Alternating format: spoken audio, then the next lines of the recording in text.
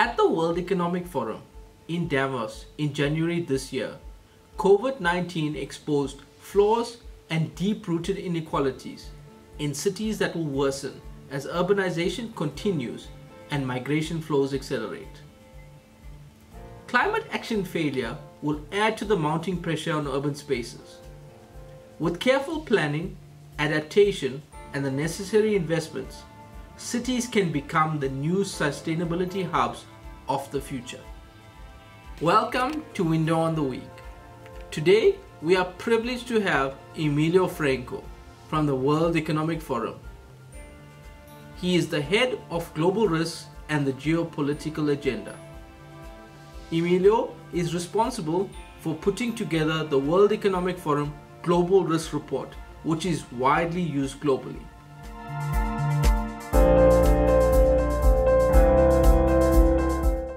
Thank you, Emilio. It's an absolute pleasure to have you with us today. The pleasure is all mine and Ashwin. And to start with, let me just apologize on behalf of the Mexican soccer team, which, as you know, in 2010 frustrated South Africa's inaugural win. So apologies for that. Okay, we'll take that apology, Emilio, but don't let it happen again. Promise. The Global Risk Report 2021 identifies critical blind spots that threaten cities: climate action failure, social cohesion erosion, and adverse tech advances. Can you elaborate for us why you believe that these risks are of particular importance to corporates globally and the impact that they have in the communities that they operate in? Absolutely, Ashwin. And look, we know cities are where business and innovation happens, but we also know that cities are where risks compound. For example, a flood, a cyber attack, crime, or as we just saw for the last year and such, infectious diseases, the spread of infectious diseases. So it is in the best interest of companies that the cities that they are based in become more resilient and thus foster productivity more strongly. This is also true for companies that post-pandemic or even before that are able to work remotely because they will still benefit from the creativity and the economies of scale that cities catalyze. And thus, cities and the corporate business are tied together. Post-pandemic, this will only become more important. Yes, Emilio, we tend to agree as well, because corporates contribute to cities, which contribute to countries. So cities developing well, contributing to GDP, as we know they are huge contributors to GDP, is very important for any society. So governments, communities, and corporates working together. This is a theme that the World Economic Forum has been putting forward because of the risk of social fracture. How can we as a planet and a society bridge this divide in your view? Well, the pandemic has made it clear that responding to global shocks cannot be the sole responsibility of governments or businesses or even of individuals. Take vaccination as an example. The rapid development, the record development of COVID-19 vaccines has only been possible because of very close public-private cooperation. Now, immunization is going to require strong support from the population. So this is a very heartfelt example of how a global shock must be met by an all-of-society response.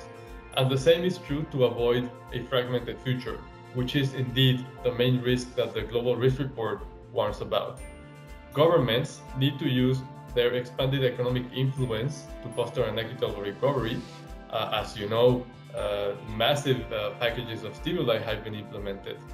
On businesses side, they need to start or to accelerate the shift from shareholder to stakeholder capitalism, which is the essence of the World Economic Forum's work. And lastly, communities. We also as individuals need to wake up to the local impact of global risk, and we also need to recognize that individual actions, although they may seem small at the larger scale, can in fact drive resilience within our countries and in aggregate at a global level. Yes, we are seeing more and more evidence of stakeholder capitalism globally, and also seeing the disconnect between the developed and the developing world in terms of this vaccine rollout, which you've just mentioned now as an example. We also see that governments and corporates need to work together because corporates still have somewhat of a balance sheet, and governments need to make it easier for corporates to be able to employ people, invest in communities, thereby creating shared value and also bridging this social fracture that you so poignantly highlighted. So at Risk Insights, we are able to measure through disclosure the impact that a business has on ESG metrics. Why should corporates pay more attention to E and S factors of ESG in future, knowing that they pay a lot of attention to governance? And do you believe that being able to measure this will be critical going forward? It will, absolutely. While in the short term and in the medium term, as our survey indicates, we see economic, societal, technological, and even geopolitical risks top the rankings. In the longer term, our expert networks believe that environmental risk will be the most likely and most impactful. And it is true, an environmental collapse is the next potential crisis. And corporates need to do what they can to avoid it, because a healthy planet is also a profitable planet. Think about the medical industry. Half of all modern drugs come from natural products. As for the S metric, the society part, it is also likely that public scrutiny of businesses, of the private sector in general, will only heighten post-pandemic. Remember what happened after the 2008-2009 financial crisis, when we saw a lot of public scrutiny of banks and their behavior during the crisis. So just as we see consumers and clients demand more sustainable goods and services, we can also expect them to favor companies that they are convinced had a positive impact on society, or that have had a strong, an inclusive response to the pandemic. So this is why E and S will be a fundamental driver of successful business going forward. Yes, at Risk Insights, we tend to agree with your prognosis, because we can definitely see some companies able to make that shift to focusing on environmental factors and also social factors, especially inclusivity and diversity. So how do you see the global risk landscape evolving over the next 5 to 10 years? And what do you believe is going to be the standout risk? I know you highlighted climate risk as a big risk, but are there any others that you would highlight?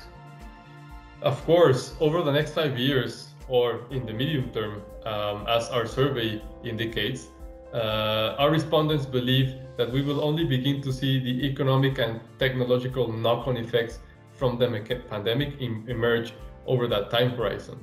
These include asset bubble bursts, price volatility, commodity shocks, debt crisis, and the potential collapse of IT systems. So as we hopefully emerge from the pandemic, the state of the global economy, the state of our digital systems will only begin to manifest the knock-on effects of the pandemic.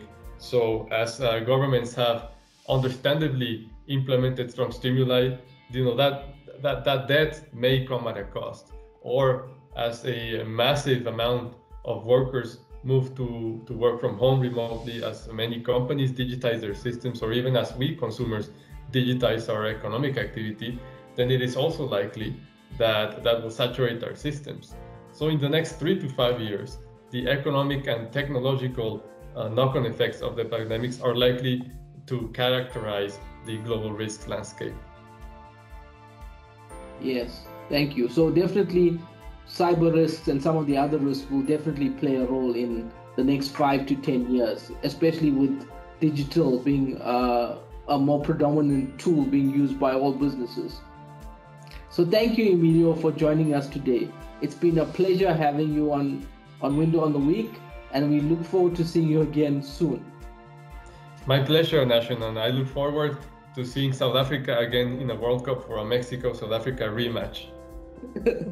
Great. Thank you, Emilio. All the best.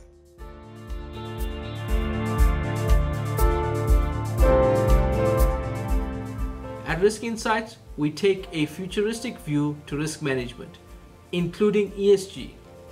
And being part of the World Economic Forum New Champions community gives our clients exposure to leading insights globally.